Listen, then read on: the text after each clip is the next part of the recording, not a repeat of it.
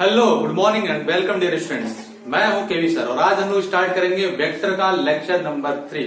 तो देखते हैं आज के लेक्चर में हम लोग बात करेंगे वेक्टर एडिशन की कि वेक्टर एडिशन कैसे होता है। जैसे आपके बच्चों जानते हो कि वेक्टर और स्केलर में क्या डिफरेंस होता है। वेक्टर में बच्चों किसी भी फिजिकल क्वांटिटी के पास मैग्नीट्यूड के साथ साथ उसका डायरेक्शन होता है, जबकि स्केलर क्वांटिटी में केवल और केवल मैग्नीट्यूड होता है। जैसे कि अगर हम बात करें स्केलर क्वांटिटी की, बच्चों अगर मैं कहूं 5 है और +3 है, तुम एक वेक्टर तुम इसको क्या कर सकते हो, सिंपल अलजेब्रा के रूल से इसको ऐड कर सकते हो या फिर इसको सब्ट्रैक्ट कर सकते हो।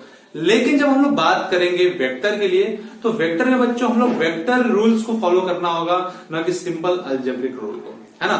तो इसी को अपन लोग समझते हैं, लेकिन इसको थोड़ा सा और समझने से पहले हम लोग क्या करते हैं, दो टेक्नोमेट्रिकल रूल को भी जानने की कोशिश करते हैं कि दो टेक्नोमेट्रिकल रूल क्या होते हैं, जैसे साइन रूल और कोसाइन रूल, है ना।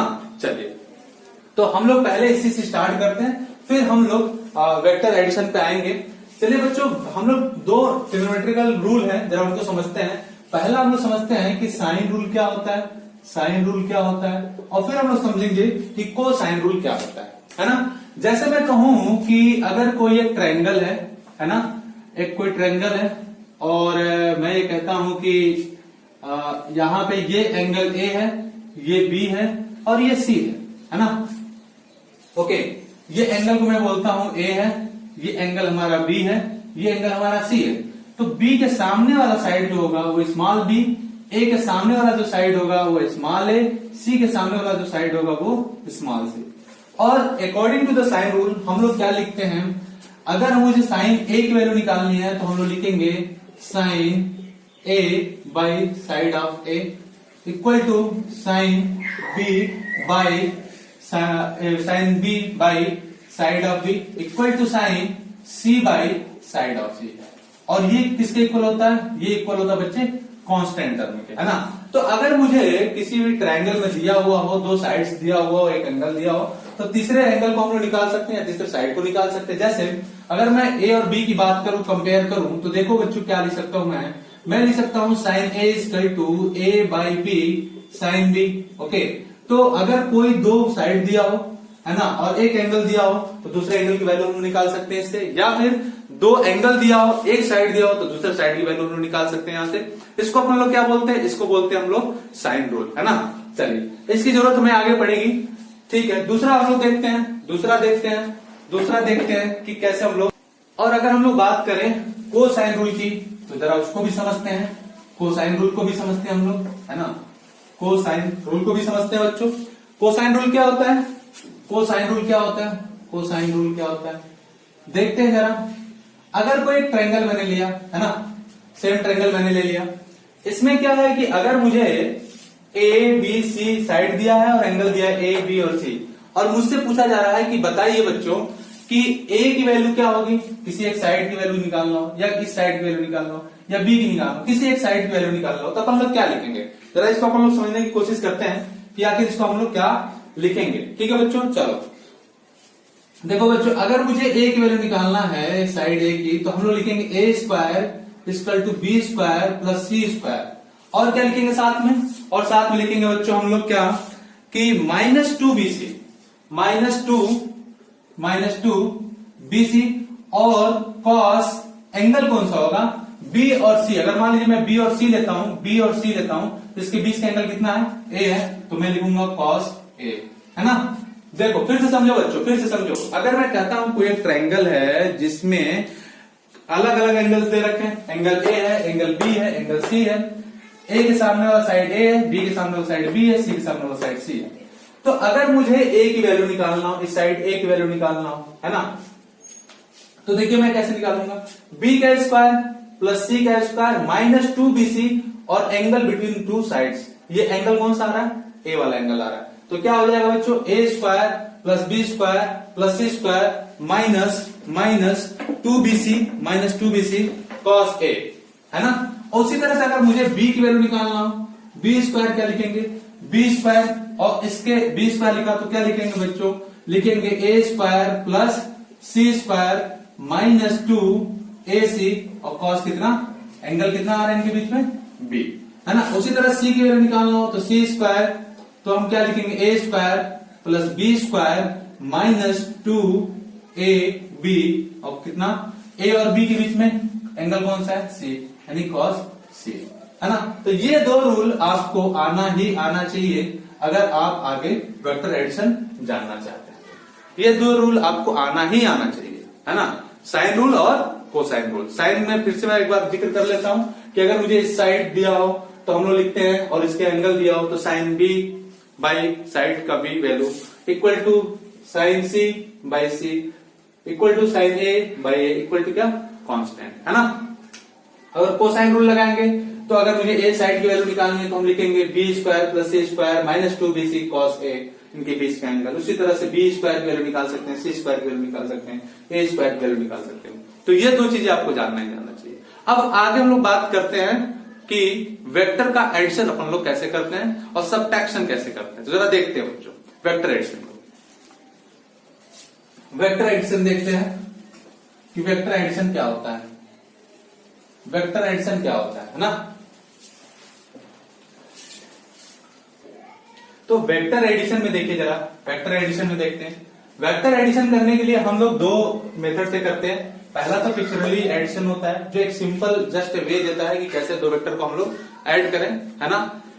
एक आइडिया देता है अपने को कि दो वेक्टर को कैसे हम ऐड करें। और दूसरा जो है वो मैथमेटिकल रूल से, मैथमेटिकल रूल से हम उसके मैग्नीट्यूड को निकालते हैं, साथ में उसके डायरेक्शन को कैलकुलेट करते हैं। और अगर मैथमेटिकल रूल्स को हम फॉलो करेंगे तो देखिए उसमें 3 लॉज हैं जिसके थ्रू हम लोग क्या करते हैं, वेक्टर का एडिशन करते हैं। पहला जो है वो ट्रायंगल रूल है, और दूसरा जो हमारा पैराबोलॉन लॉ है, और तीसरा जो हमारा पॉलीगॉन लॉ है। इन दो तरीकों का हम लोग यूज तब करते हैं जब हमारे पास दो वेक्टर हो, है ना, इन दो वेक्टर का एडिशन निकालना हो। लेकिन पॉलीगॉन लॉ में क्या होता है, मोर देन 2 वेक्टर्स होते हैं, तो उस टाइम हम लोग पॉलीगॉन लॉ लगाते हैं। ठीक है, तो जरा थोड़ा सा हम जिक्र करते हैं कि अगर हम पिक्चरली एडिशन करते हैं दो वेक्टर का तो हम लोग कैसे करेंगे। जरा इसको थोड़ा हम लोग देखते हैं, है ना। पिक्चरली एडिशन कैसे करते हैं दो वेक्टर्स का, इसको जरा हम लोग देखते हैं, थोड़ा जिक्र करते हैं इसका। जैसे अगर मैं कहता हूं एक सिंपल वे में कि कोई एक वेक्टर ए है ना, और दूसरा जो वेक्टर है वो वेक्टर बी है, और वेक्टर ए और बी एक कुछ इस तरीके से रखे हैं कि वेक्टर ए एक्स एक्सिस के अलोंग है, और वेक्टर बी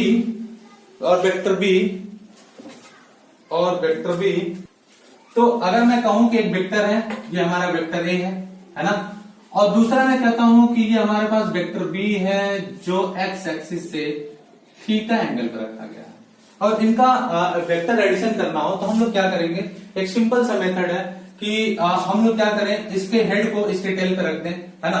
तो हम लोग ऐसा लिख सकते हैं कि ये हमारा वेक्टर ए है, और यहां पे हमने वेक्टर बी को रख दिया, और ये बना रहा बच्चों एंगल थीटा, है ना।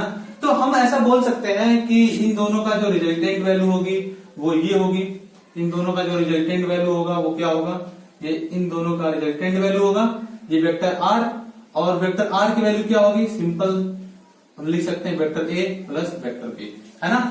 अच्छा एक बात और समझेगा, जब मैं लिखूं vector A equal to vector A plus vector B, है ना, तो बच्चों इसका जो मीनिंग है, इसका कुछ मीनिंग है, ये इसमें अंतर है। R equal to A plus B और vector R equal to vector A plus vector B, ये हम लोग वेक्टर सम कर रहे हैं, है ना, ये वेक्टर सम कर रहा है, और ये हमारा स्केलर सम है। ठीक है, जो अलजेब्रिक रूल के अकॉर्डिंग इसको हम लोग कैलकुलेट कर सकते हैं। लेकिन इसको कैलकुलेट करने के लिए, इसका मैग्नीट्यूड निकालने के लिए अपने को अभी रूल जानना पड़ेगा, देन हम लोग कुछ कर पाएंगे इसमें, है ना। अभी मैथमेटिकल रूल समझेंगे, उसके बाद हम इसकी वैल्यू निकालेंगे। तो देखिए अगर मैं कहता हूं कि ये यहां से अल्फा एंगल बना रहा है, तो मैं ऐसा बोल सकता हूं क्या कि वेक्टर आर की वैल्यू आर मैग्नीट्यूड और एंगल कितना बना रहा है, अल्फा, ऐसा मैं बोल सकता हूं, है ना। जो ये वेक्टर ए से जो वेक्टर ए जो एक्स एक्सिस को जा रहा है, और वेक्टर बी जो एक्स एक्सिस से थीटा एंगल बना रहा है। तो ये तो हमारा एक सिंपल एक आइडिया दे रहा है, जस्ट वे कि हम लोग कैसे कैलकुलेट कर सकते हैं। जरा एक छोटा सा क्वेश्चन देखते हैं हम लोग इस पे कि कैसे हम इसको कैलकुलेट कर सकते हैं। देखिए बच्चों एक छोटा सा क्वेश्चन देखते हैं। क्वेश्चन ये है कि अगर मान लीजिए मैं कहता हूं कि एक आदमी है जो एक समझ लीजिए एक बस चल रहा है, बस जो इस ट्रेन में जा रहा है, ऐसा कुछ बोल सकते हैं हम लोग कि एक बस है, ये हमारे पास एक बस है ना, एक बस है जो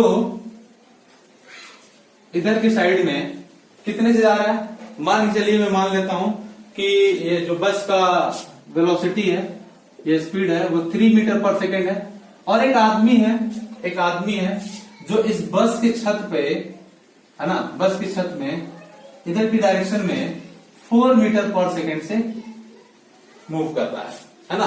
तुम ऐसे ही बोल सकते हो कि ये हमारा ईस्ट में है, ये इस डायरेक्शन में मूव कर रहा है, ईस्ट वेस्ट नॉर्थ साउथ, और ये साउथ डायरेक्शन में मूव कर रहा है।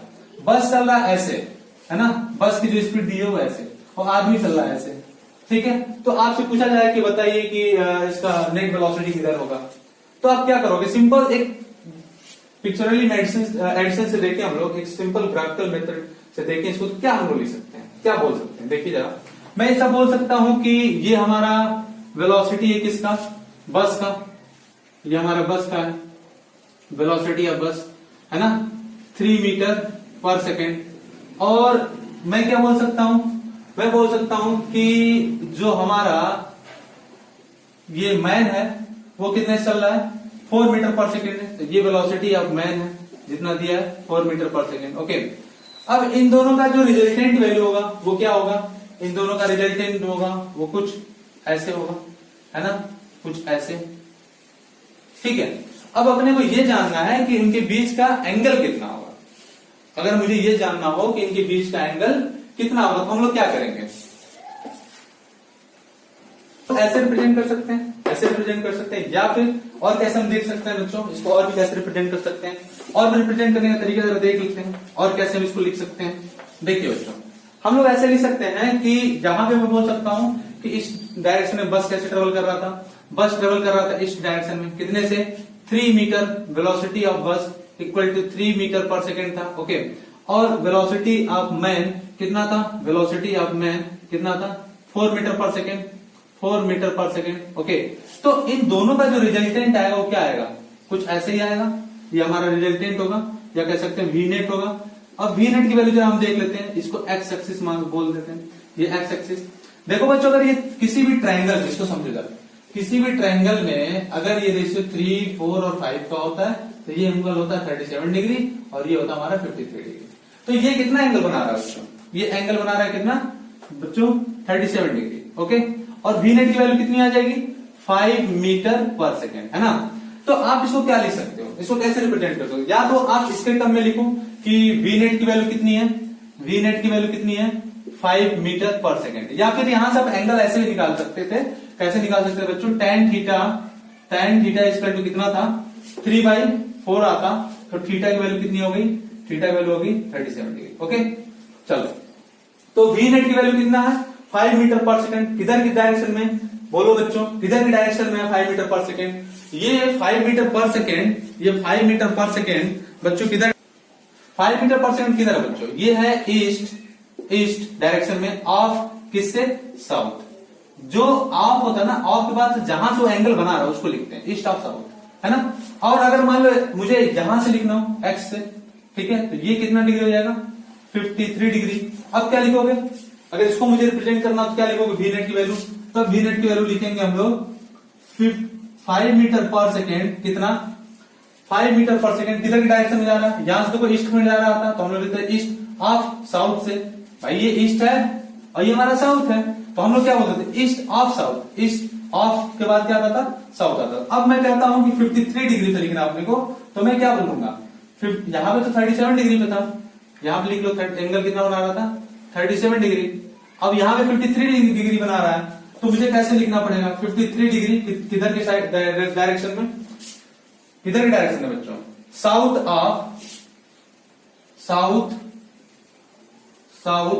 ऑफ ईस्ट, है ना।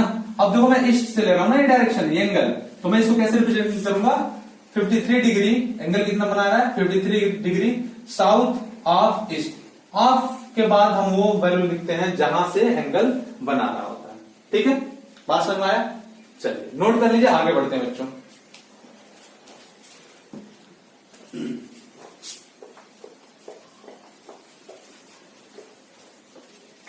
चलिए, तो मैथमेटिकल रूल की बात करें हम, मैथमेटिकल रूल से कैसे हम ऐड करते हैं भाई, मैथमेटिकल रूल। ओके बच्चों, मैथमेटिकल रूल से देखते हैं जरा, तो मैथमेटिकल रूल्स मैंने बताया था कि हम लोग 3 तरीके से कर सकते हैं। कौन कौन सा? पहला बाई ट्रायंगल लॉ, है ना। दूसरा मैंने बोला था सेकेंड बाई पैरेललोग्राम लॉ। तीसरा मैंने क्या बोला था? तीसरा मैंने बोला था बच्चों बाई पॉलीगन लॉ, है ना। चलिए, ये 3 मेथड मैंने बताया था। तो अभी हम लोग ट्रायंगल की बात करते हैं। ट्रायंगल लॉ से देखते हैं कैसे करेंगे हम लोग। जरा ट्रायंगल लॉ से हम लोग देख लें कैसे कैलकुलेट करते हैं। ठीक है, बाई ट्रायंगल लॉ देखते हैं। पहला बाई ट्रायंगल लॉ। ओके, चलिए बच्चों, अब ट्रायंगल लॉ में देखते हैं जरा। जैसे अगर मैं कहता था कि यहां पे एक वेक्टर है P, और मैंने कहा एक वेक्टर है P, और दूसरा मैंने कहा कि एक वेक्टर हमारा है Q, जो एक्स एक्सिस से थीटा एंगल बना रहा है। ठीक है, इन 2 वेक्टर्स को अपने को ऐड करना है। तो इन 2 वेक्टर को मैं क्या लिख सकता हूं, कैसे लिख सकता हूं बच्चों? देखो, मैं इसको ऐसे बना सकता हूं कि ये हमारा हो गया वेक्टर P, है ना, और ये हमारा हो गया वेक्टर Q। ओके, और ये एंगल कितना बना रहा है? ये थीटा बना रहा है। ठीक, तो यहां से जो इसका रिजल्टेंट है, मैं मान लेता हूं अभी रिजल्टेंट जो यहां से अल्फा एंगल बना रहा है। ठीक है, और इसको मैं बोल देता हूं रिजल्टेंट आर, है ना। अब देखिए बच्चों, ये अल्फा है, ये थीटा है, तो ये कितना हो जाएगा? ये हो जाएगा पाई माइनस थीटा। ओके, तो जरा इस ट्रायंगल पे मैं अगर साइन रूल लगाऊं और एक बार कोसाइन रूल लगाऊं, जरा देखता हूं मैं। एक बार इस पे कोसाइन रूल लगाइए। अगर मुझे कोसाइन रूल लगाना है और ये P है, ये Q है, ये वेक्टर Q है, तो जरा देखिए क्या हम लोग लिखेंगे। मुझे वेक्टर R की वैल्यू निकालना है, वेक्टर R की। तो हम लोग क्या देखे थे? हम लोग कोसाइन रूल में क्या देखे थे बच्चों? अगर ये ट्रायंगल है ना, ये A है, ये B है और ये C है, ये B साइड, ये A साइड और ये C साइड, और ये एंगल ABC है, तो मैं क्या लिखता था? मैं लिखता था A square equal to B square plus C square minus 2BC और cos A। ये तो मैं लिखता था, यही काम मैं यहां करूंगा, है ना। तो मुझे यहां लिखना, तो क्या लिखूंगा? R स्क्वायर इक्वल टू क्या लिखूंगा? P square plus Q square minus 2PQ, ये तो लिखूंगा। देखो बच्चे, ये तो लिखूंगा P square plus Q square minus 2PQ और कितना? cos कितना? पाई माइनस थीटा, इनके बीच का एंगल, है ना। तो और क्या हो जाएगा बच्चों? लिख सकता हूं मैं P square plus Q square minus, और माइनस पाई माइनस थीटा क्या होता है? माइनस होता है। माइनस माइनस क्या हो जाएगा? Plus 2PQ cos theta. ये आगे हमारी R स्क्वायर की वैल्यू, या R की वैल्यू क्या लिख देंगे हम लोग? R की वैल्यू लिख देंगे P square plus Q square plus 2PQ cos theta.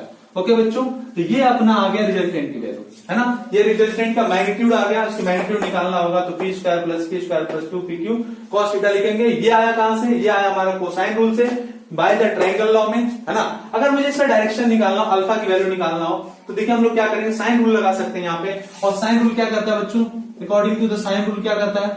Sine rule कहता है कि अगर ये ट्रायंगल है, ये एक ट्रायंगल है, मुझे अगर इसकी वैल्यू निकालनी हो, साइन ए की वैल्यू निकालनी हो, तो हम लोग क्या लिख सकते हैं? साइन ए बाई ये side A equal to sine B by side B equal to sine C by side C, और क्या वैल्यू हो जाती थी? कांस्टेंट। ओके, तो अगर मुझे ए की वैल्यू निकालना, तो इन दोनों को लेकर हम कंपेयर कर लेते हैं, एंगल ए की वैल्यू निकल जाएगी। देखिए क्या लिखूंगा मैं बच्चों? लिखूंगा साइन ए इक्वल टू लिखूंगा ए बाई बी और साइन बी, और मैं ए की वैल्यू क्या लिखूंगा? एंगल ए की वैल्यू साइन इनवर्स कितना? ए बाई बी और कितना? Sign B. ओके, तो मैं यहां से एंगल की वैल्यू भी निकाल सकता हूं। सेम वे यहां पर अगर हम बात करें, तो हम लोग क्या लिख सकते हैं बच्चों? हम लोग लिख सकते हैं क्या? R बाई, देखो बच्चों हम लोग लिख सकते हैं क्या? R बाई कितना? देखो समझो, साइन ए था, उसे सामने वाली साइड लेते थे। हम लोग अल्फा ले रहे हैं, तो वेक्टर कौन सा लेंगे? Q लेंगे। तो क्या लिखेंगे हम लोग? लिखिए sine alpha by vector Q, है ना, ये मतलब side Q। Okay, equal to कितना? साइन R बाई कितना? Sine R by, okay R नहीं, ये वाला एंगल है ना, इसके सामने वाला एंगल, ठीक है। तो मैं क्या लिख सकता हूं? Sign pi minus theta by कितना? R, है ना। और मुझे R की वैल्यू निकालना है या अल्फा निकालना है, तो अल्फा लिख लो, कोई दिक्कत नहीं है। तो हम लोग क्या लिख सकते हैं? साइन अल्फा इक्वल टू कितना? Q by R into sine pi minus theta. Okay, ऐसा मैं लिख सकता हूं क्या?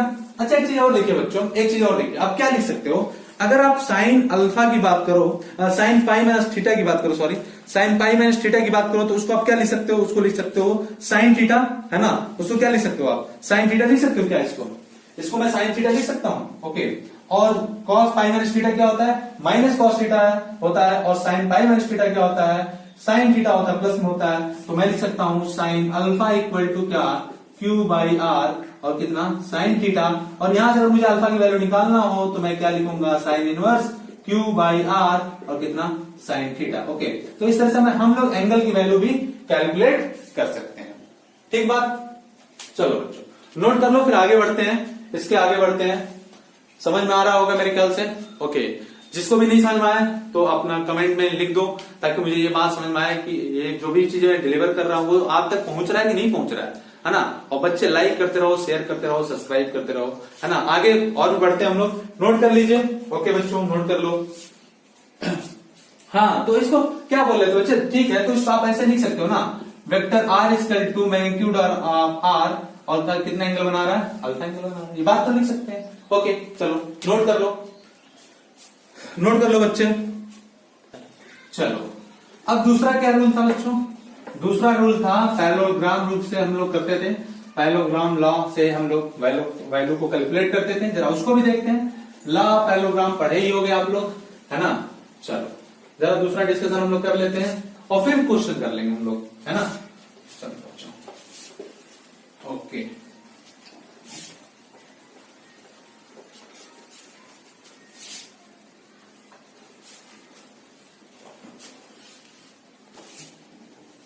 चलिए, है ना?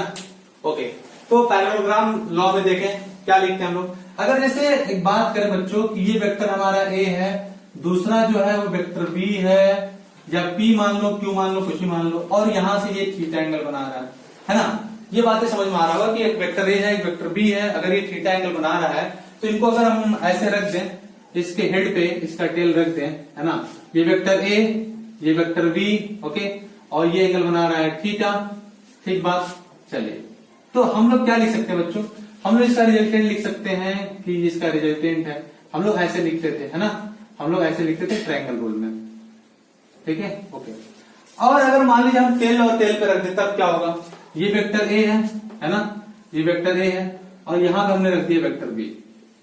ठीक, इनके बीच का एंगल थीटा।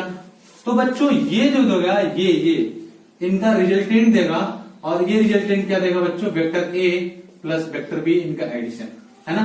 इनको मिला लीजिए, देखिए पैरेललोग्राम बना रहा है ना? इनको मिला लीजिए।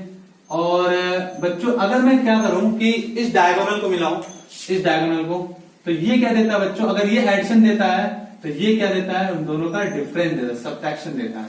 तो मैं अगर यहां पे लिखूं R equal to vector A plus vector B, तो मैं डी की वैल्यू क्या लिख सकता हूं? डी की वैल्यू लिख सकता हूं बच्चों vector A minus vector B, है ना? तो इस तरीके से आप देख सकते हैं कि ये इसका एडिशन देता है, और ये डायगोनल से क्या देगा? सब्ट्रैक्शन देगा। थोड़ा सा और भी डिटेल में हम लोग देखते हैं इसको, थोड़ा सा और भी डिटेल में देखते हैं बच्चों कि कैसे हम लोग इसकी वैल्यू को कैलकुलेट करते हैं और कैसे इसकी वैल्यू आती है। जरा और भी हम लोग डिटेल में चीजों को देखते हैं। मैं कहता हूं कि एक लेता हूं वेक्टर P, है ना? मैं एक लेता हूं वेक्टर P। ये सपोज करिए एक वेक्टर P है, ओके, ये वेक्टर P है बच्चों, है ना? और यहां पे मैंने एक रखा वेक्टर Q, जो इनके बीच का एंगल कितना है? थीटा। ठीक, और दूसरी वैल्यू नहीं, मैं इसका रिजल्टेंट ही निकाल लेता हूं, और इसका रिजल्टेंट मैंने लिया बच्चों वेक्टर R, और मैं माना कि ये यहां से कितना एंगल बना रहा है? अल्फा एंगल बना रहा है। अच्छा एक बात देखिए, ये जो वेक्टर Q है, क्या यही वेक्टर Q है? यही है, हाँ भाई वही है। अगर मैं बात करूं कि ये P है, ये Q है, तो ये भी Q होगा, और जितना एंगल ये थीटा बना रहा है वही एंगल ये भी बनाएगा, थीटा। हाँ एकदम बनाएगा। अगर मैं यहां से परपेंडिकुलर ड्रॉ कर दूं, है ना बच्चों, तो ये अगर Q है, देखो बच्चों ध्यान से, अगर ये Q है और ये एंगल थीटा बना रहा है, तो ये वाला पार्ट कितना हो जाएगा बच्चों? ये पार्ट कितना हो जाएगा? इसको हम लिख सकते हैं क्या? इसको लिख सकते हैं Q और कितना? cos थीटा, और इसको क्या लिख सकता हूं मैं? इसको तोड़ो तो क्या लिख सकता हूं? Q sin थीटा, है ना? अब जरा इसी ट्रायंगल को मैंने कुछ ऐसे बना दिया, बच्चों। ये आपका रिजल्टेंट हो गया, है ना। देखो ये रिजल्टेंट अल्फा एंगल बनाता हुआ, ये वेक्टर आर, और यहां पे कितना हो जाएगा, ये वैल्यू कितनी हो जाएगी, vector P plus Q cos theta, और ये क्या बना दिया बच्चों, ये क्यू साइन थीटा बना दिया, है ना। ऐसा लिख सकते हैं क्या, और ये एंगल कितना 90 डिग्री, ठीक है। अब अगर मुझे निकालना हो आर की वैल्यू तो हम लोग क्या लिख सकते हैं, अगर आर की वैल्यू ये लिखना हो तो क्या लिखूंगा मैं, तो मैं लिखूंगा R square equal to P plus Q cos theta का whole square plus Q sine theta का होल स्क्वायर। ऐसा मैं लिख सकता हूं, हाँ जरूर लिख सकता हूं। और देखिए अगर इसकी वैल्यू को हम लोग रखें तो क्या लिखेंगे, हम लोग लिखेंगे P square plus Q square cos square theta plus 2pq cos theta, ऐसा लिख सकता हूं।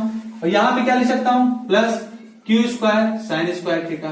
अच्छा इसको और इसको देखिए जरा, इसमें से क्यू स्क्वायर कॉमन करो तो कितना आ जाएगा, sign square theta plus cos square theta आएगा, और sign square theta plus cos square theta, ये बात तुम भी जानते हो कि होता है 1।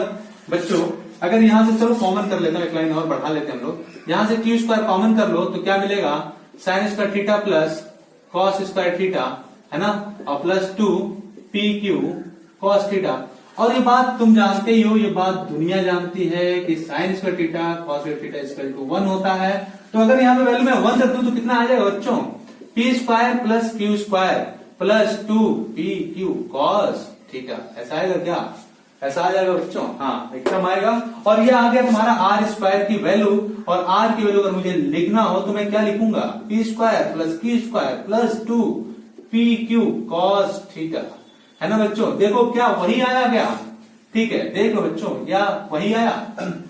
रिजल्टेंट की जो वैल्यू है वो कितना आ जाएगी, under root P square plus Q square plus 2pq cos theta, है ना। ये वैल्यू आपको याद कर लेना, है ना, ये वैल्यू आपको याद कर लेना बच्चों। अच्छा एक चीज और देखिए, अगर मुझे एंगल निकालना हो, ये रिजल्टेंट वेक्टर पी से कितना एंगल बनाता है, देखिए ये एंगल अल्फा है, ये एंगल रिजल्टेंट, ये रिजल्टेंट और ये वेक्टर पी। तो मैं पूछूं वेक्टर पी से, इस वेक्टर पी से ये रिजल्टेंट आर कितना एंगल बनाता, तो मैं क्या लिख सकता हूं बच्चों, मैं क्या लिख सकता हूं, देखो जरा यहां से देख लो जरा बच्चों, मैं क्या लिख सकता हूं, लिख सकता हूं क्या, tan अल्फा इसका भी क्या लिख सकता हूं, क्यू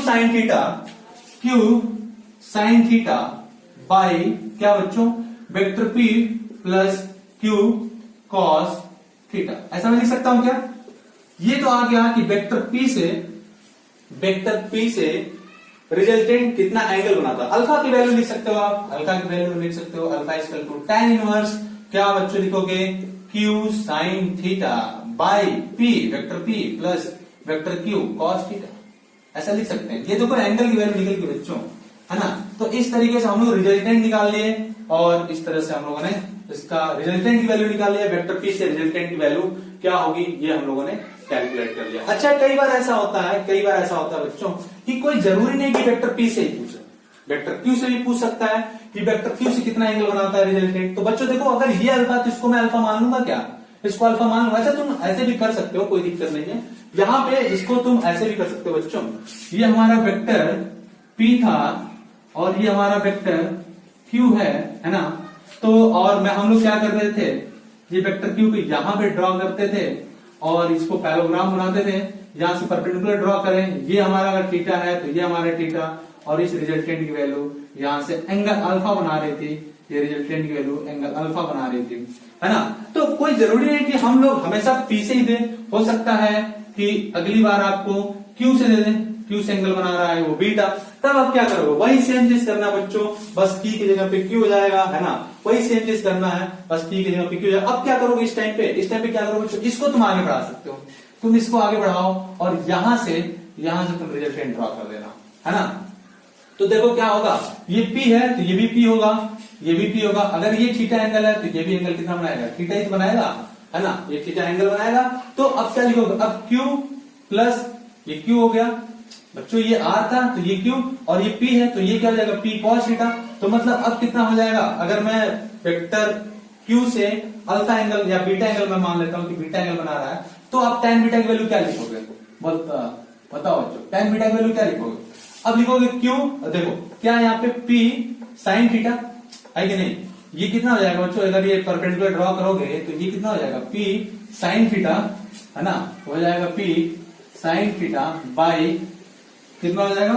P की जगह पे रख लो Q plus P cos theta है ना। तो ये tan बीटा की वैल्यू हम लोग निकाल देंगे। ये एंगल बनाएगा Q से बीटा एंगल, और ये Q P से वेक्टर P से अल्फा एंगल रिजल्टेंट जो बना रहा है ना बच्चों। ये बातें समझ में आया क्या? ओके बच्चों, ओके। लाइक करते रहो, शेयर करते रहो, सब्सक्राइब करते रहो, कमेंट आना चाहिए यार, लाइक होते रहना। आपका जो पॉजिटिव फीडबैक होता है बच्चे, वही हमारी सोर्स ऑफ एनर्जी होती है काम करने का, तभी हम बेहतर काम कर पाते हैं, हमें एक मोटिवेशन मिलता है ना। तो बच्चों लाइक करते रहो, शेयर करते रहो, सब्सक्राइब करते रहो। चलो नेक्स्ट टॉपिक देखते हैं हम लोग क्या है। ओके बच्चों, नोट कर लो, नोट कर लो बच्चों। अब बच्चों जरा कुछ केसेस हम लोग देख लेते हैं इसका। अगर मैं कहता हूं कि दो वेक्टर है ना, जो इक्वल इन मैग्नीट्यूड है, दो वेक्टर है जो इक्वल इन मैग्नीट्यूड है, तो आप बताइए उसके रिजल्टेंट की वैल्यू कितनी होगी। जैसे मैं कहा कि vector P equal to vector P equal to vector Q है ना। तो अगर देखा जाए बच्चों, ये वेक्टर P है ना, और ये वेक्टर Q है, और ये दोनों का मैग्नीट्यूड इक्वल है ना। तो बताइए रिजल्टेंट की वैल्यू क्या होगी अगर इनके बीच का एंगल थीटा है तो, है ना। अब इनके बीच का एंगल अगर थीटा है तो रिजल्टेंट की वैल्यू क्या होगी, जरा देखते हैं बच्चों। अगर मैं रिजल्टेंट की बात करूं तो रिजल्टेंट इक्वल टू क्या लिखूंगा मैं लिखूंगा अंडर रूट कितना P square plus Q square plus 2PQ cos theta, ऐसा मैं लिखूंगा बच्चों। और मैं कहता हूं P इक्वल टू Q है ना, ये P equal to vector Q है, तो मैं ऐसा लिख सकता हूं क्या? मैं लिख सकता हूं क्या कि P square plus 2P square cos theta मैं लिख सकता हूं। तो बच्चों R की वैल्यू क्या हो जाएगी, जरा देखो। R इस वैल्यू क्या हो जाएगा, यहाँ पे 2P स्क्वायर और ये cos थीटा, मैं यहां से P को कॉमन कर लेता हूं। चलो बच्चों 2P स्क्वायर को मैं कॉमन कर लेता हूं, बचा कितना 1 प्लस cos थीटा है ना। और मैं क्या लिख सकता हूं बच्चों, और मैं लिख सकता हूं इसको P को बाहर कर लो तो हो जाएगा P under root 2 1 plus cos theta है ना। अब देखो 1 प्लस cos थीटा की वैल्यू अपने को निकालनी पड़ेगी। 1 प्लस cos थीटा की वैल्यू क्या होती है बच्चों? 1 plus cos theta equal to होता है 2 cos स्क्वायर थीटा बाई 2 है ना। ये वैल्यू यहाँ पे पुट करिए तो कितना आ जाएगा, ये वैल्यू यहाँ पे पुट करिए P अंडर रूट 2 और इस वैल्यू आ गई 2 cos स्क्वायर थीटा बाई 2। तो मैं क्या लिख सकता हूँ बच्चों? मैं लिख सकता हूँ रिजल्टेंट की वैल्यू कितनी हो जाएगी, रिजल्टेंट इक्वल टू हो जाएगा बच्चों P अंडर रूट 2 और 2 2 जा 4, यानी आप लिख सकते हैं 2 cos स्क्वायर थीटा बाई 2, यानी वैल्यू कितनी आ गई P, और इसमें से 2 बाहर आ गया तो 2P, और cos स्क्वायर थीटा बाई 2 को क्या लिख सकते हैं हम लोग? cos theta by 2। तो ये हमारी रिजल्टेंट की वैल्यू आ गई है ना। चलो ये पहला केस था। दूसरा केस देखो जरा बच्चों, हम लोग क्या लिख सकते हैं। कई सारे केसेस इसमें बनते हैं, लेकिन कुछ केसेस को हम लोग अभी कवर कर लेते हैं, बाकी क्वेश्चंस में हम लोग कवर करेंगे। जैसे ये पहला केस था। दूसरा केस क्या बच्चों, ऐसा हो सकता है कि दो वेक्टर दिए हो, कहता हो कि दो वेक्टर्स जो है सेम डायरेक्शन में हो, अपोजिट डायरेक्शन में हो, 90 डिग्री पे हो, 60 डिग्री पे हो, तो उनके रिजल्टेंट की वैल्यू क्या होगी, इन सब की चर्चा हम लोग कर लेते हैं। यहाँ पे इन सबका डिस्कशन करेंगे बच्चों, सारे क्वेश्चन सारे कॉन्सेप्ट का डिस्कशन करेंगे अपन लोग। देखते हैं, कह रहा है कि दो वेक्टर है, पहला कह रहा है कि दो वेक्टर है, वेक्टर P है और वेक्टर Q है ना, और ये सेम डायरेक्शन में, पहला केस सेम डायरेक्शन में है, ठीक है, सेम डायरेक्शन में है। दूसरा मैं कहता हूं सेकंड केस कि अगर मैं कहता हूं एक है वेक्टर P, दूसरा है वेक्टर Q, और ये अपोजिट डायरेक्शन में है, ये अपोजिट एक दूसरे से अपोजिट डायरेक्शन में है, हालांकि इसकी चर्चा हम लोग पहले थोड़ा बहुत कर चुके हैं। और तीसरा मैं कहता हूं कि अगर एक वेक्टर P है एंड वेक्टर Q है जो एक दूसरे से परपेंडिकुलर है, 90 डिग्री पर रखे गए हैं, तो बताइए रिजल्टेंट की वैल्यू क्या होगी। यहाँ पे भी आपको रिजल्टेंट की वैल्यू निकालना है, यहाँ पे भी रिजल्टेंट की वैल्यू निकालना है ना। देखो बच्चे जरा क्या लिख सकते हैं हम लोग, कह सकते हैं कि अगर ये वेक्टर P है ना, और सेम डायरेक्शन में वेक्टर Q रखा गया है, सेम डायरेक्शन में वेक्टर Q रखा गया है ना, दोनों का मैग्नीट्यूड अलग अलग है, इक्वल मैग्नीट्यूड नहीं है बच्चों, इक्वल मैग्नीट्यूड नहीं है, यहाँ पे अलग अलग मैग्नीट्यूड दे रखा है, ठीक है। तो और लेकिन डायरेक्शन सेम है, दोनों का डायरेक्शन सेम है, तो थीटा की वैल्यू कितनी जाएगी बच्चों, 0 डिग्री हो जाएगी क्या, दोनों अगर सेम डायरेक्शन में चल रहे हो तो इन दोनों के बीच में जो एंगल होगा वो कितना होगा, 0 डिग्री हो जाएगा। तो आर की वैल्यू हम लोग क्या लिख सकते हैं बच्चों, आर इस वैल्यू लिख सकते हैं P square plus Q square plus 2pq और cos 0, इनके बीच का एंगल कितना है, cos 0 है बच्चों, और cos 0 की वैल्यू कितनी होती है, वो होती है 1। तो हम लोग क्या लिख सकते हैं, under root P square plus Q square plus 2pq। इसको आप क्या लिख सकते हो बच्चों, इसको लिख सकते हो p प्लस क्यू का होल स्क्वायर, या फिर आप लिख सकते हो p प्लस क्यू लिख सकते हो, ये जो रिजल्टेंट की वैल्यू आएगी। ओके, और यहाँ पे देखो मतलब इससे क्या समझ में आया, यहाँ पे देखो बच्चे क्या समझ में आया, मतलब ये है कि अगर दो वेक्टर सेम डायरेक्शन में हो, मैं कहता हूं ये 3 मीटर का, ये 3 इसका जो मैग्नीट्यूड 3 है और एक जो है इसका मैग्नीट्यूड है 4 है ना, इसका मैग्नीट्यूड 4, दोनों का डायरेक्शन सेम है, तो आप रिजल्टेंट सीधे सीधे क्या लिख सकते हो बच्चों, आप डायरेक्ट जोड़ सकते हो। देखो आप स्केलर की तरफ इसको ऐसे जोड़ सकते हो, कितना जगह 7 हो जाएगा इसका मैग्नीट्यूड है ना।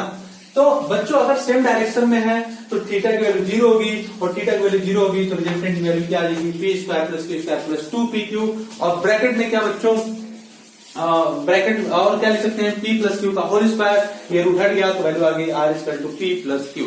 ओके चलिए, या फिर हमने इससे पहले देखे थे कि अगर ये 3 मैग्नीट्यूड है और ये प्लस 5 मैग्नीट्यूड का है तो इसके रिजल्टेंट की वैल्यू कितनी जाएगी, 8, उसी सेम डायरेक्शन में है ना। चलो अब अगर अपोजिट डायरेक्शन की बात करें कि दो वेक्टर अपोजिट डायरेक्शन में, तो क्या लिखेंगे हम लोग, जैसे मैं कहता हूं ये है वेक्टर P, ये वेक्टर है हमारा P है ना, और ये हमारा वेक्टर है Q, और दोनों एक दूसरे से अपोजिट डायरेक्शन में है, तो ऑब्वियस सी बात है बच्चों, तुम्हें दिख रहा होगा थीटा की वैल्यू कितनी है, 180 डिग्री है। तो हम लोग क्या लिख सकते हैं बच्चों, हम लोग रिजल्टेंट की वैल्यू लिख सकते हैं r equal to P square plus Q square plus 2pq, और cos कितना, cos 180 डिग्री, और cos 180 डिग्री वैल्यू कितनी होती है बच्चों, cos 180 डिग्री की वैल्यू कितनी होती है, p square plus Q square plus 2pq, cos 180 value -1 होती है।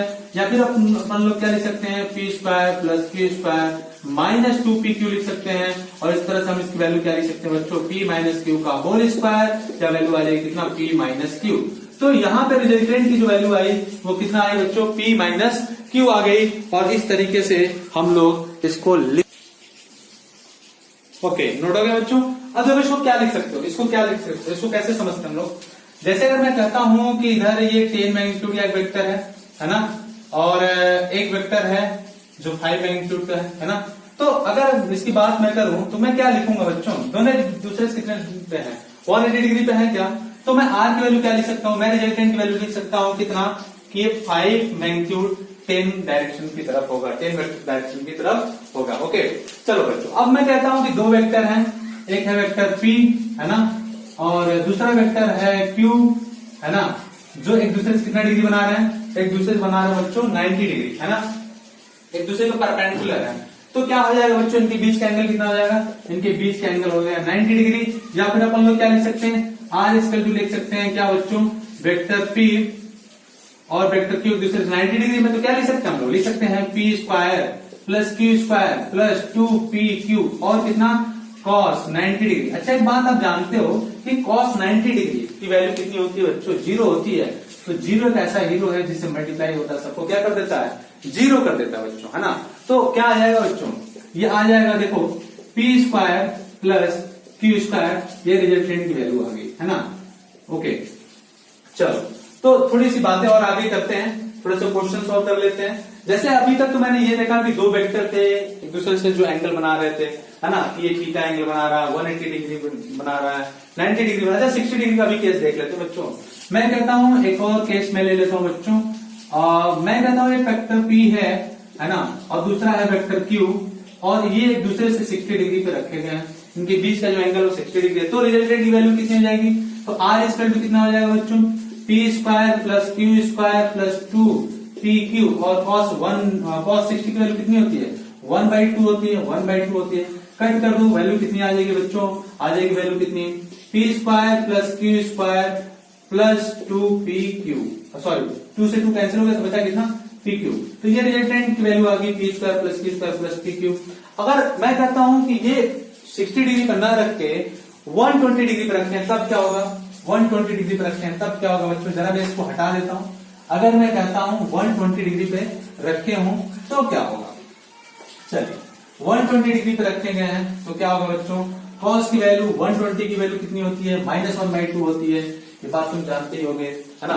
तो क्या हो जाएगा, अगर मैं कहता हूं वेक्टर P है, ये वेक्टर Q है और एक दूसरे से वो 120 डिग्री पे रखे गए हैं, तो आप बना लो, ये वेक्टर P बच्चे, ये वेक्टर Q है ना, और ये दूसरे से रखे हैं 120 डिग्री पे, तो रिजल्टेंट की वैल्यू कितनी हो जाएगी, p² plus q² plus 2pq और कितना बच्चों, cos 120 डिग्री। cos 120 डिग्री की वैल्यू होती है -1/2, तो हम लोग लिख सकते हैं p² plus q² plus 2pq और कितना -1/2, 2 ने 2 को भस्म कर दिया, वैल्यू कितनी आई बच्चों, p² plus q² minus pq।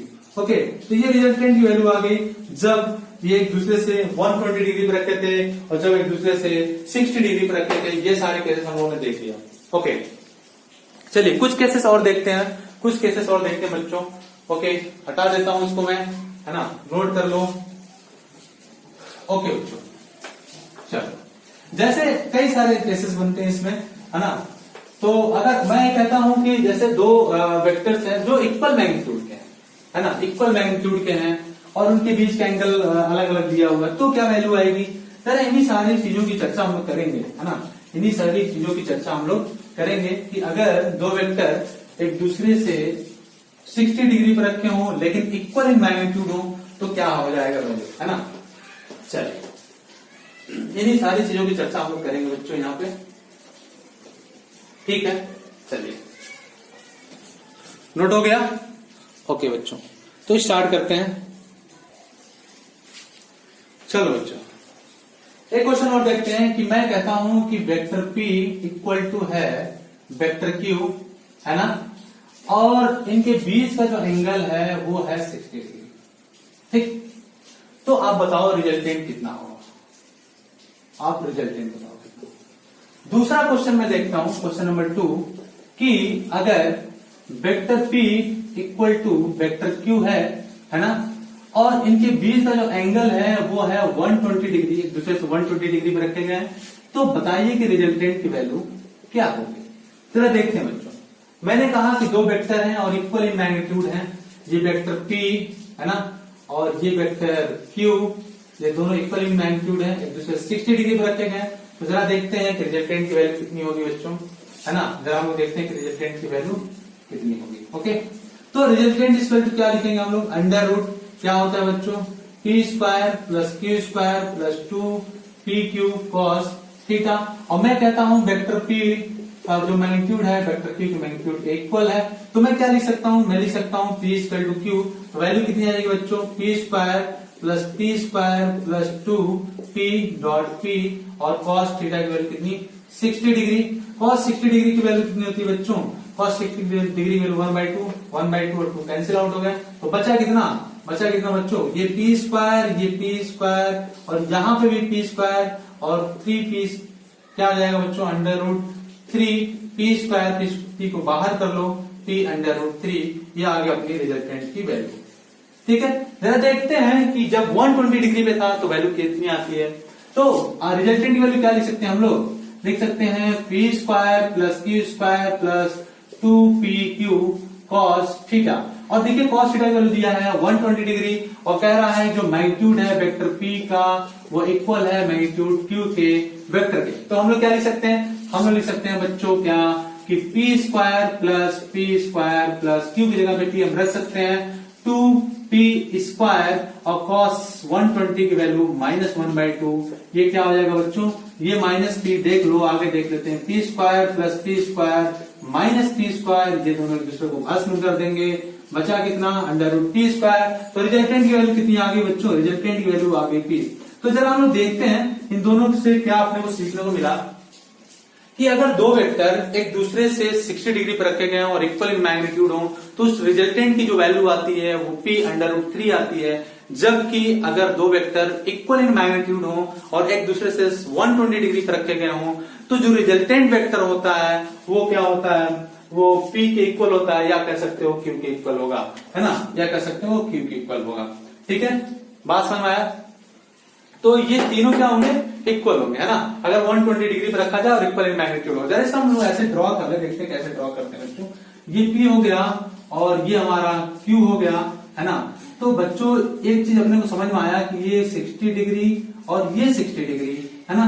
तो बच्चों ये 120 डिग्री पे रखा गया है, तो मतलब ये कि जो हमारा P होगा वही Q होगा, वही हमारा R होगा, है ना। चलिए आगे बढ़ते हैं बच्चों, आगे बढ़ते हैं, जरा एक क्वेश्चन और देखते हैं, इसको मैं अभी हटा देता हूं, है ना। चलो ये दो चीजें समझ में आया।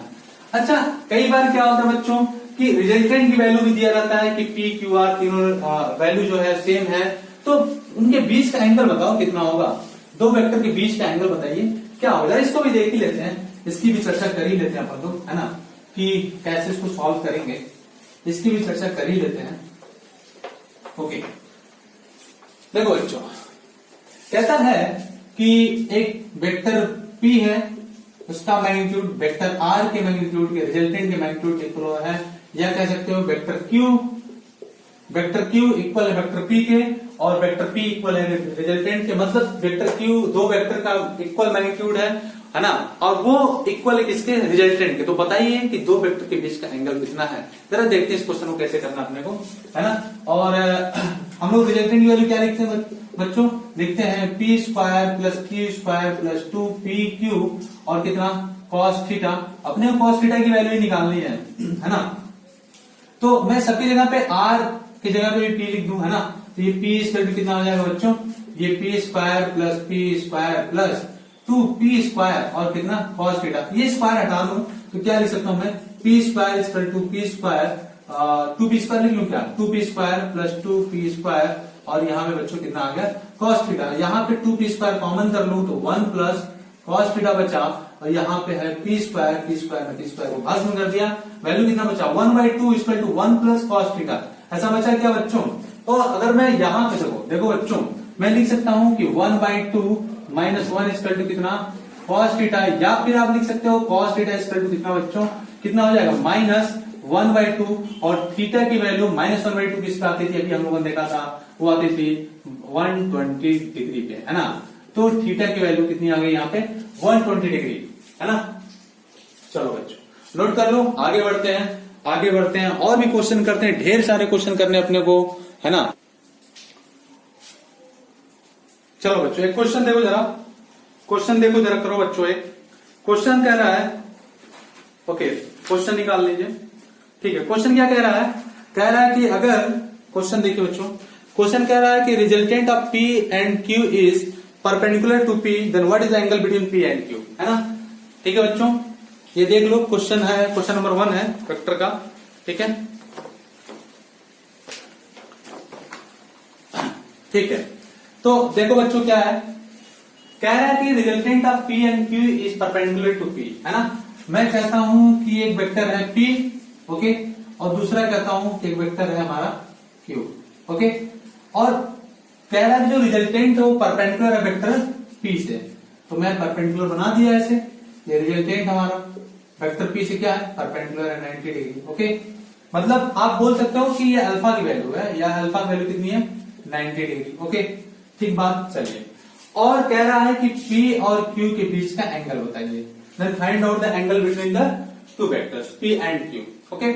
तो बच्चों जरा एक चीज याद रख करो कि अभी हम लोगों ने जब पढ़ा था लॉ ऑफ पैरेललोग्राम में, तो क्या होता था, ये एंगल थीटा होता था, ये वेक्टर P था, ये वेक्टर हमारा Q था, ओके, और यहां से ये रिजल्टेंट बनाता था, है ना, ये रिजल्टेंट होता था, और ये हमारा वेक्टर Q होता था, ये एंगल थीटा, तो ये भी एंगल हमारा क्या होता था, थीटा होता था। इसको हम लोग अल्फा मान लिए थे और यहाँ से परपेंडिकुलर ड्रॉ करते थे, तो बच्चों ये क्या हो जाता था, ये हो जाता था R कितना R साइन अल्फा, और ये हमारे क्या होता था R कॉस अल्फा, ठीक है। ओके, गलत कर रहे हैं हम लोग, थोड़ा सा देख लेते हैं बच्चों, ये R नहीं, यहाँ पे ये अगर ये वेक्टर Q था, ये भी वेक्टर Q था, तो ये थीटा था, तो ये क्या था Q साइन थीटा, और ये हमारा क्या Q कॉस थीटा, ओके। चलो, तो हम लोग अगर निकालना होता था इस एंगल की वैल्यू, तो हम लोग क्या लिखते थे, हम लोग लिखते थे tan अल्फा इक्वल टू कितना, ये देखो ट्रायंगल, ये राइट एंगल ट्रायंगल बन गया, तो क्या लिख सकते थे हम लोग Q sign theta by P plus Q sine theta, Q sine theta. जरा समझने की कोशिश करते हैं, ये जो एंगल अल्फा है बच्चों, ये किसके किसके बीच का एंगल है, ये वेक्टर P और रिजल्टेंट के बीच का एंगल है, वेक्टर P एंड रिजल्टेंट के बीच का एंगल है, ठीक है। जो दिया है यहाँ पे क्या 90 डिग्री। बोल रहा है कि vector P and vector resultant एक दूसरे से क्या है, परपेंडिकुलर है, ठीक है। और क्या कह रहा है कि कह रहा है कि अगर थीटा देखिए, थीटा कौन सा एंगल है, थीटा जो है वेक्टर P और Q के बीच का एंगल है, दो वेक्टर के बीच का एंगल जो है वो है थीटा, है ना। तो अपने को यही थीटा निकालना है। तो यहां पे रख दे हम सीधे सीधे फार्मूले में, तो हम लोग क्या लिखेंगे, tan alpha is equal to कितना, Q क्या साइन थीटा बाई कितना बच्चों, P प्लस Q, ओके। ये cos थीटा होगा ना बच्चों, ये Q cos थीटा होगा, ओके, बाई Q क्या cos थीटा, है ना। ये तो लिखेंगे हम लोग। चलो, तो अब हम लोग tan अल्फा की वैल्यू क्या लिखेंगे, 90 डिग्री, और tan 90 की वैल्यू कितनी होती है बच्चों, tan 90 की वैल्यू कितनी होती है, ये हो गया Q sign theta by P plus Q cos theta. हम लोग क्या लिख सकते हैं, इसकी वैल्यू लिख सकते हैं 1/0, इंफिनिटी होती है ना। और क्या बचा बच्चों, Q sign theta by P plus Q cos theta. या फिर और क्या लिख सकते हैं बच्चों, और लिख सकते हैं हम लोग P plus Q cos theta equal to 0, या फिर लिख सकते हैं Q cos theta equal to minus P, या cos थीटा की वैल्यू क्या लिख सकते हैं बच्चों, माइनस P बाई Q, और अपने को थीटा पूछा है तो क्या लिख सकते हैं, cos inverse P by Q। तो ये एंगल आ गया दो वेक्टर के बीच का angle, theta equal to cos inverse P by Q, है ना। ओके, नोट करो बच्चों, आगे बढ़ते हैं, सेम क्वेश्चन और भी करेंगे, नोट कर लो। ओके ओके, चलो बच्चों एक और क्वेश्चन देखो, क्वेश्चन क्या दे रखा है, क्वेश्चन दे रखा है बच्चों नारायणा पेज नंबर 23 पे देखो, क्वेश्चन क्या दे रखा है, कह रहा है कि two forces A and B have the resultant R1. If B is double, the new resultant R2 is at right angle to A. Find the value of R1 and R2 in terms of A and B. Okay? कह रहा है कि दो forces हैं A and B। देखो जरा question क्या दिया बच्चों, देखते हैं। कह रहा है कि दो फोर्सेस हैं A and B, है ना, सॉरी क्या, दो फोर्सेस, हाँ, A and B have the resultant R1. Okay, चलो, कह रहा है कि दो फोर्सेस हैं, ठीक है, ये F1 F2 मान लेता हूं मैं यहाँ पे, ये F1 है और दूसरा क्या हमारा F2 है, ओके, ठीक है। और कितने एंगल पर रखे गए हैं, एंगल तो नहीं पता है, लेकिन चलिए मैं मान लेता हूं थीटा, लेकिन कह रहे हैं कि जो रिजल्टेंट है वो क्या है, वो है R1, ओके। दूसरे केस में क्या कर रहा है, ये केस 1 है, दूसरे केस में क्या कर रहा है कि कह रहा है कि अगर B को मतलब F2 को अगर मैं डबल कर देता हूं, ठीक है, कह रहा है कि अगर ये F1 है, ओके, कह रहा है कि F2 को मैं डबल कर देता हूं बच्चों, इसको मैं डबल कर देता हूं, 2F2 कर देता हूं, तो जो हमारा रिजल्टेंट है वो F1 से कितना एंगल बना रहा है, F1 से फिर वो 90 डिग्री बना रहा है। यही तो क्वेश्चन है बच्चों, यही तो क्वेश्चन है, ओके कृतांश, यही तो क्वेश्चन है, देख लो बच्चे। तो कह रहा है कि जो R1 है वो F1 से कितना एंगल बना रहा है, 90 डिग्री बना रहा है, ठीक है, यही तो है। R1 R2 is the right angle to A, है ना, टू फोर्स F1। तो find the value of R1 and R2 in terms of, find the value of R1 and R2 in terms of F1 and F2। Okay, चलिए देखते हैं। कह रहा है कि बच्चों फिर से समझो, कह रहा है कि पहले केस में कह रहा है कि दो फोर्सेस हैं, केस फर्स्ट में क्या कह रहा है कि दो फोर्सेस हैं जो एक दूसरे से किसी एंगल पर रखे होंगे जिनका रिजल्टेंट है R1, और दूसरा कह रहा है कि अगर फोर्स F2 को मैं 2 टाइम्स कर देता हूं तो जो हमारा रिजल्टेंट है वो F1 से 90 डिग्री बनाता है। तो क्वेश्चन का थोड़ा सा क्लू मुझे इस वाले केस में दिया है, केस सेकंड में, तो जरा देखते हैं। अच्छा, केस सेकंड के लिए हम लोग क्या लिखते थे, फिर से मैं वही बात बार बार दोहराऊंगा बच्चों कि ये अगर अपना रिजल्टेंट था, ठीक है, ये बात बार बार मैं दोहराऊंगा, और मैं कह रहा हूं कि ये रिजल्टेंट था, ठीक है, और ये बना रहा था अल्फा एंगल, ये हमारा वेक्टर ए था, ओके, ये रिजल्टेंट, और ये हमारा वेक्टर बी था। अभी हम लोगों ने पढ़ा था बच्चों, अभी हम लोगों ने पढ़ा कि ये हमारा वेक्टर बी है जो यहां से थीटा एंगल बना रहा है, तो हम लोग क्या लिखते थे बच्चों, इसका परपेंडिकुलर ड्रॉ करते थे, ये थीटा एंगल तो ये भी थीटा एंगल, ये वेक्टर बी तो ये भी वेक्टर बी होगा, और ये क्या हो जाएगा वेक्टर बी साइन थीटा, और ये क्या हो जाएगा बच्चों, ये हो जाएगा वेक्टर बी कॉस थीटा। यहां से हम लोग देखो राइट एंगल ट्रायंगल बन जाता था, तो tan अल्फा की वैल्यू हम लोग क्या लिख सकते हैं, लिखते थे vector b sin theta by कितना a plus b cos theta. Okay, ऐसा हम लोग लिखते थे। तो यही सेम फार्मूला यहां लगाना है। तो कह रहा है कि tan अल्फा की वैल्यू कितना है, tan अल्फा की वैल्यू है 90 डिग्री। tan 90 इक्वल टू क्या हो जाएगा, b sin थीटा। b की वैल्यू क्या है यहाँ पे 2f2 है, क्या 2f2 sin थीटा बाई क्या f1 प्लस f2, मतलब ये 2 टाइम्स है ना बच्चों, तो 2f2 कितना cos थीटा, ऐसा लिख सकते हैं। यहां पे इसकी वैल्यू हो जाएगी 1/0 equal to 2f2 sin theta आ गया बच्चों, और कितना आ गया यहाँ पे f1 plus 2f2 cos theta.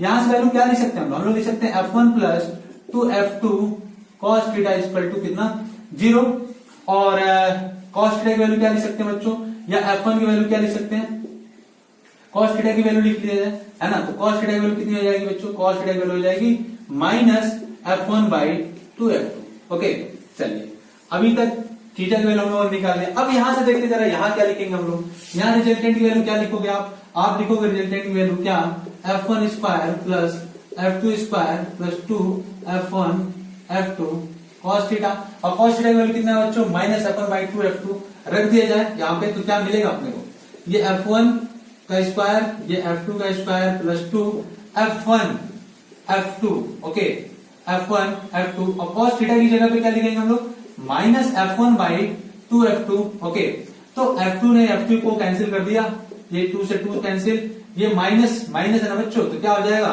बोलो, हो जाएगा बच्चों ये f1 square plus f2 square minus f1 square. Okay, ये f1 बचा, ये f1 बचा, ये माइनस, तो माइनस f1 स्क्वायर, ये दोनों कैंसिल आउट हो गए एक दूसरे से, और बचा कितना f2 स्क्वायर, या फिर r की वैल्यू आप क्या लिख सकते हो, r की वैल्यू लिख सकते हो f2। ओके, तो अगर मैं इसके रिजल्टेंट की बात करूं r1, तो यहाँ पे r1 की वैल्यू कितनी होगी बच्चों, ये r1 की वैल्यू कितनी हो गई, r1 की वैल्यू आ गई f2, है ना।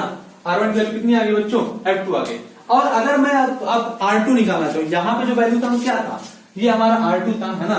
तो r1 r2 यही तो पूछा था, r1 and r2 in terms of f1 and f2, ठीक है। तो अगर मैं यहाँ पे r2 निकालना चाहूँ बच्चों, तो क्या लिखूंगा मैं, देख लो यहाँ पे अगर r2 निकालना, चलो देखो यहाँ पे बच्चों ये f2 है ना, ठीक है। मैं ऐसे ही यहाँ पे ड्रॉ कर दूं, कोई दिक्कत नहीं है, ठीक। अब जरा देखो ये जो ट्रायंगल और राइट एंगल ट्रायंगल बना रहा है, क्या ये 2f2 है ना, 2f2 है। तो यहां से आप क्या लिख सकते हो, यहां से आप क्या लिख सकते हो बच्चों, हम लोग लिख सकते हैं क्या कि f1 का स्क्वायर प्लस r2 का स्क्वायर इक्वल टू क्या 2f2 का होल स्क्वायर लिख सकता हूं, ऑब्वियस बात लिख सकता हूं। ये राइट एंगल ट्रायंगल बना रहा है बच्चों, ये इसका बेस, ये परपेंडिकुलर, या हाइपोटेन्यूस, तो क्या हो जाएगा बच्चों, ये f1 square plus r2 square equal to कितना 4f2 स्क्वायर, है ना। तो r2 वैल्यू में क्या लिख सकता हूँ, r2 की वैल्यू लिख सकता हूँ 4f2 स्क्वायर माइनस ये r2 है ना, ये r2 माइनस f1 स्क्वायर। तो ये r2 की वैल्यू आ गई, है ना, और यहाँ पे r1 की वैल्यू आ गई। तो ये r1 और r2 वैल्यू आ गई इन terms of f1 and f2। Okay, चलिए नोट कर लीजिए, एक और छोटा सा क्वेश्चन करते हैं हम लोग, है ना। नोट कर लीजिए बच्चों, ओके नोट कर लीजिए, थोड़ा सा और आगे बढ़ते हैं हम लोग। ओके, कल करना चाहोगे आप उसको, चलो कुछ क्वेश्चन और हैं जिसको हम लोग नेक्स्ट लेक्चर में कर लेंगे, ठीक है। उसके बाद इनका मल्टीप्लिकेशन पढ़ेंगे, ठीक है, सब्ट्रैक्शन पढ़ेंगे, पॉलीगॉन लॉ भी अभी बाकी है, इसको भी कर लेते हैं नेक्स्ट लेक्चर में, है ना। चलो ओके, नोट कर लो बच्चों, ठीक, थैंक यू क्लास।